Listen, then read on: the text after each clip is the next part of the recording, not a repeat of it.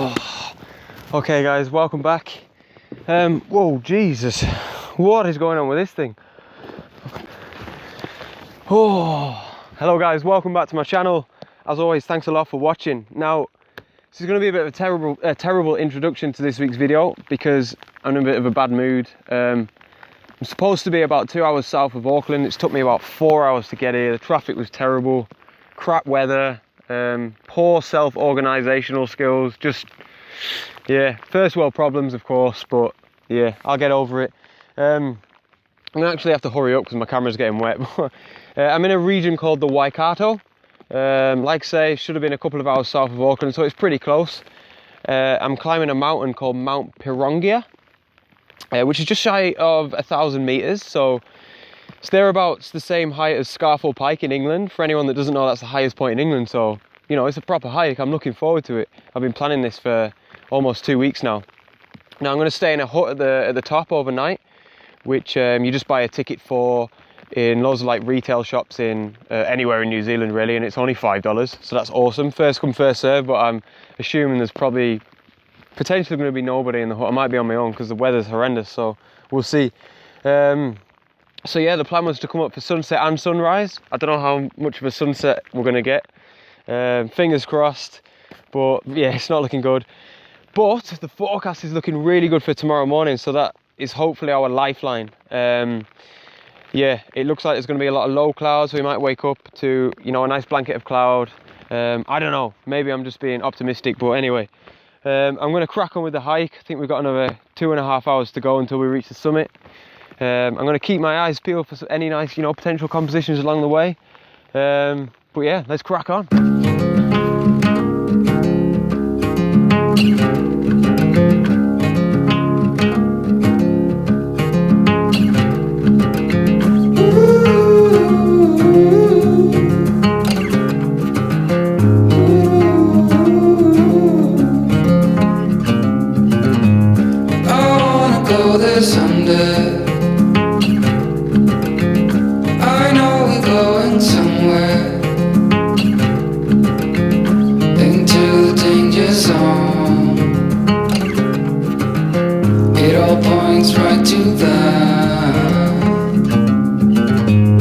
Set myself aside, lead the way on this trial. If you don't know the way, we can stop and make a change.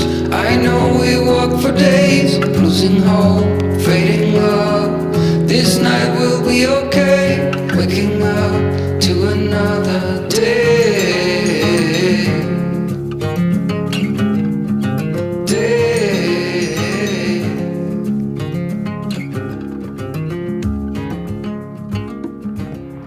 Oh my god, so my temperament, my attitude has completely changed since the introduction. This landscape is amazing. I cannot believe I've not heard about this area or this track or this mountain before I did my own research. Mount Pirongia, absolutely amazing. So yeah, I'm feeling like really elated now. I'm really glad that I made the effort. There was at one stage when I got out of the car and it was raining heavy, I was thinking, oh my god, I might go back to Auckland. Obviously now I'm so glad that I didn't. Anyway, yeah, beautiful track. With regards to photography and images, I felt a little bit rushed because I wanted to get to the summit obviously before it got dark, and hopefully, you know, if there was going to be a sunset. But I've got loads of time now because I've gone pretty fast along the track. I've gone past a couple of lookouts, and because there's a lot of low cloud, we're not really getting any sort of vista shots across the Waikato area, unfortunately. But I found this nice little scene here that I think might work, and there's just something about it. As I was coming down the track, I just kind of stopped and I was like, oh, potential image here. And yeah, we've got these nice cliffs on the right hand side which have got some nice colour in them. These sort of like, I don't know what they are, like branches or maybe roots that are growing from the path up to the cliff there on the right hand side. And obviously the path itself and all the foliage makes for a nice scene, and all the low-lying cloud as well makes it all sort of very atmospheric, so you know, really feeling it here. So yeah, all I'm going to do is just take my time. I've got ages before it gets dark with regards to getting to the summit, and just enjoy it. Wander around here, look through my viewfinder, hopefully try and find a nice composition. So yeah, let's have a look.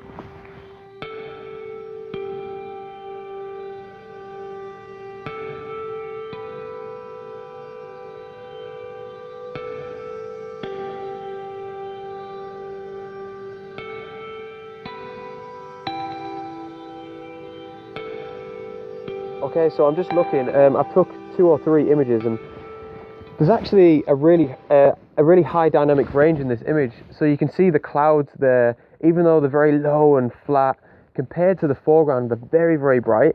And the camera's actually doing a really, really good job here. I'm managing to shoot it in one exposure. I thought I was going to have to take 2 separate exposures, 2 separate images, and blend them together. So I thought I was going to have to take one, you know, much darker image to expose for the sky, and then one lighter image to expose for the foreground. But I've managed to, you know, look at my histogram, and it all connects well in one image. I'm not clipping the highlights or the shadows, sorry. So yeah, 1/5 of a second, ISO 100, 18mm, because I want to get the whole scene in. There's a lot to photograph and I like all of it. F11. Now, in a fairly intimate scene like this, I would usually open up my aperture a little bit more, maybe, you know, 5.6 or maybe even more open, just for the focus. But here, as you can see from where I'm stood with the camera, to right down there, sort of where the path disappears into the distance, it's quite far away. I think it's probably about 30 meters. So basically what I'm saying is there's a lot of depth to the image, and I want to make sure the focus is correct from right here in the foreground to right at the back. One other thing as well that's worth mentioning, this sort of root or branch here on the right hand side with the orange triangular path marker thing on it, I will probably take that out in post-processing in Photoshop with the content aware tool. And it's just a distraction, it really doesn't need to be in the frame, there's no other oranges. Yeah, it'll just make the whole scene look a lot more natural. White balance is on cloudy, not a big deal if you're shooting in RAW, but worth mentioning. So yeah, like I say, image isn't going to win any awards, but it's a nice little snapshot. It's going to give me a really nice memory, and I actually think it depicts this track, this hike, really well so far, landscape wise. So hope you like that one, guys.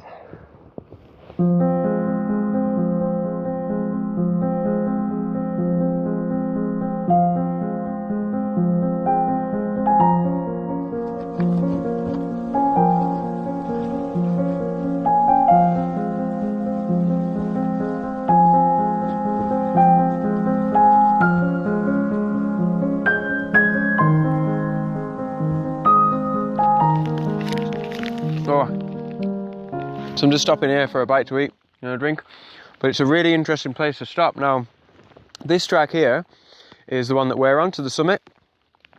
This one here is very, very special. It's called Te Araroa, excuse the pronunciation. It's like Maori language. The English translation is the long pathway. Now this goes from the very top of New Zealand's North Island to the very bottom of New Zealand's South Island, so it stretches the whole length of the country. And it's like 3,000 kilometers or something crazy, and yeah, it almost feels like holy ground or something. Amazing. I think it takes people on average like 4 months to do the whole thing, and like I said, it feels really special to be here actually. So yeah, I'm gonna chill out here for 10 minutes, hopefully see somebody that's doing it, have a little chat, but it's unlikely, it's pretty late now. And I'll see you guys at the summit.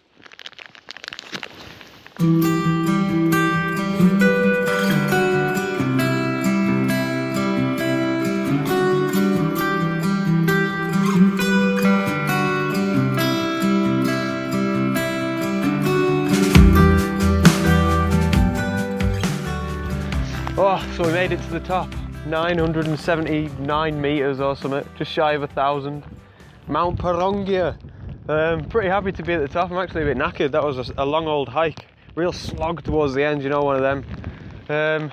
Really weird setup here as well. You come up onto this sort of platform to, you know, actually get to the summit. It feels like it should be a diving board, and it's scary because I can't really see like 20 meters in front of me because of all the cloud.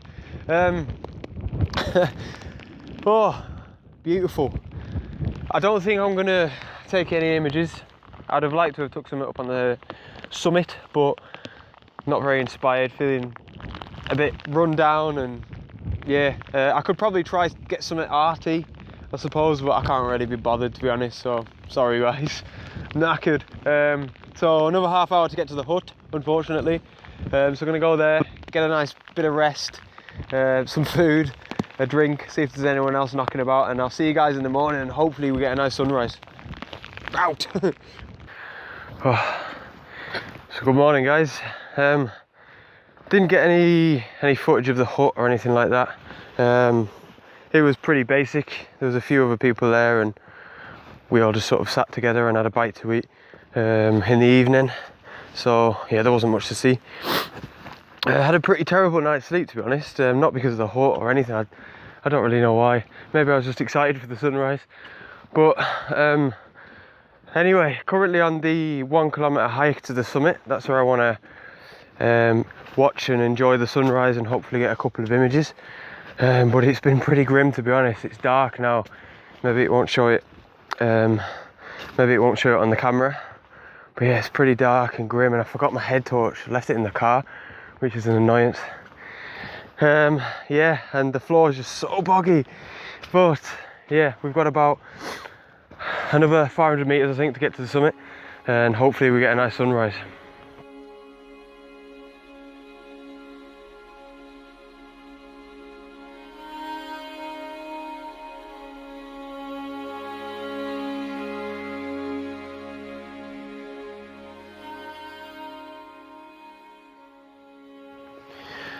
So we're back on the summit, we're back on this little platform thing, and it is truly amazing that it's one of those where the effort, honestly, it's just paid off.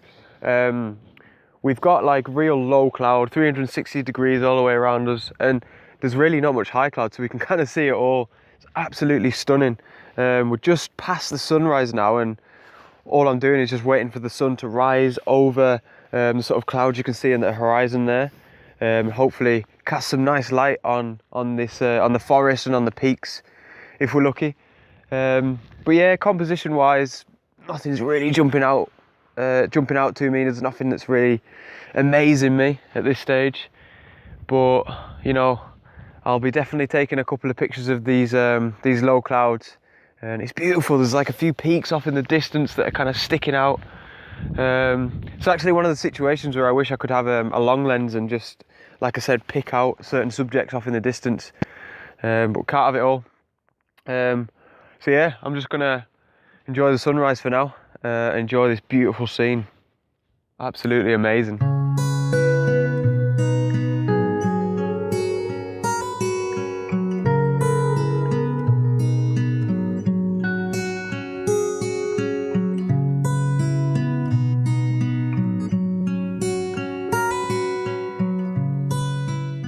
After an awful night's sleep, I felt exhausted and uninspired, even after witnessing a glorious sunrise, and the previous day's wet clothes had drowned my enthusiasm. Landscape photography was not on my to-do list. I began the descent with Dwayne, a fellow outdoors enthusiast who was kind enough to give me a packet of his instant noodles the night before. The track was horrendous after so much rainfall, and it often felt like we were hiking to a small river. Regardless, we both spoke of the mental benefits of spending solo time in the great outdoors, and even in my knackered state, I knew that the adventure was always worth it.